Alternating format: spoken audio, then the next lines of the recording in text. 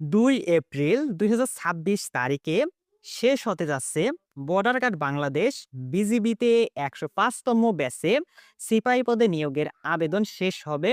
আর মাত্র ৪ দিন বাকি রয়েছে। যারা এখন পর্যন্ত বর্ডার গার্ড বাংলাদেশ বিজিবির ১০৫তম ব্যাচে সিপাহী পদে আবেদন করেনি, তারা দ্রুত আবেদন করে ফেলুন। এই নিয়োগের আবেদন ২৪ মার্চ ২০২৬ খ্রিস্টাব্দ তারিখে শুরু হয়েছে এবং শেষ হবে ২ এপ্রিল ২০২৬।